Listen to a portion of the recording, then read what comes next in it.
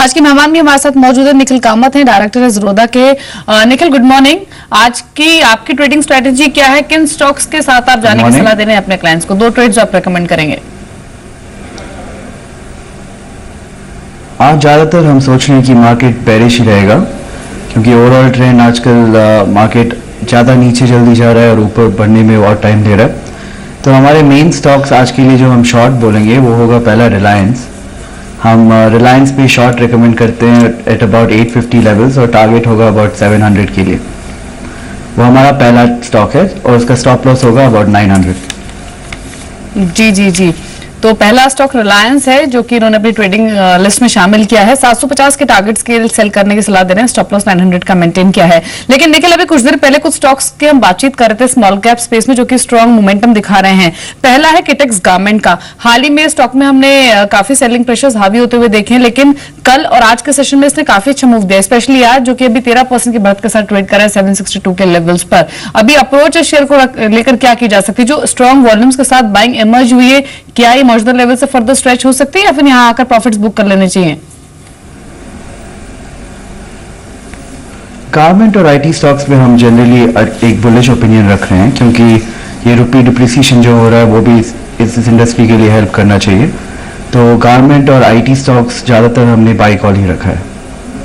जी, तो हम सोचेंगे कि अभी भी आप ये स्टॉक्स रख सकते हैं और 1-2-3 महीने के आउटलुक से रख सकते हैं। जी, आईटी में आपकी बाइंग स्ट्रेटेजी है, तो कौन से स्टॉक्स होंगे प्रिसाइसली जिनके साथ आप कंफर्टेबल है? क्योंकि आईटी पर लगातार ट्रेडर्स इन्वेस्टर्स बेट कर रहे हैं। आज के सेशन में जो स्मॉल कैप आईटी स्टॉक्स है, मिड कैप आईटी स्टॉक्स है, वो अच्छा मोमेंटम दिखा रहे हैं, जिनमें सोनाटा सॉफ्टवेयर है, जियोमेट्रिक है। तो एग्जैक्टली आईटी में चॉइसेस क्या है अभी? ज्यादातर आईटी स्टॉक्स में हम बुलिश ही है। हमारा फेवरेट इस सेक्टर में इन्फोसिस है और हम सोच रहे हैं कि इन्फोसिस आपको होल्ड करना चाहिए फॉर अ टारगेट ऑफ 1300-1400 एक साल आउटलुक के साथ। जी, इस बीच मार्केट्स को फिर से देखें तो डे हाई पर तो हमारा फेवरेट स्टॉक इस सेक्टर का होगा इन्फोसिस। जी, अभी निफ्टी करीब 77 पॉइंट्स की बढ़त लेकर 7793 के लेवल पर है। सेंसेक्स में भी उछाल देखा गया है 250 अंकों से ज्यादा की बढ़त के साथ। इनफैक्ट 235 पॉइंट्स की तेजी लेकर सेंसेक्स अभी ट्रेड कर रहा है। लेकिन इन्वेस्टमेंट गुरु जिम रॉजर्स ने भारत में सभी कंपनियों में अपनी हिस्सेदारी बेच दी है और रॉजर्स होल्डिंग्स के चेयरमैन जिम रॉजर्स ने कहा है कि एनडीए सरकार निवेशकों की उम्मीदों पर खरी नहीं उतर पाई। जिम रॉजर्स का मानना है कि भारतीय बाजार के आगे बढ़ने के आसार नहीं लग रहे हैं। भारतीय बाजारों से एग्जिट को लेकर जिम रॉजर्स ने खास बातचीत की, उस बातचीत के कुछ मुख्य अंश सुन लेते हैं। I thought that Mr. Moody was going to win. I didn't know he was going to win the largest majority since independence, so I certainly would have expected lots of major changes. Lots of changes in the bureaucracy, lots of changes in the currency. Your currency should be completely open and convertible. Your market should be open to anybody to buy and sell. Agriculture should have help instead of hindrance. Many things should change. It should be easy for people to start a business and to stay in business. But none of these things have happened, and so I was worried about markets. I was looking for places to invest, so I sold India. Nothing was happening.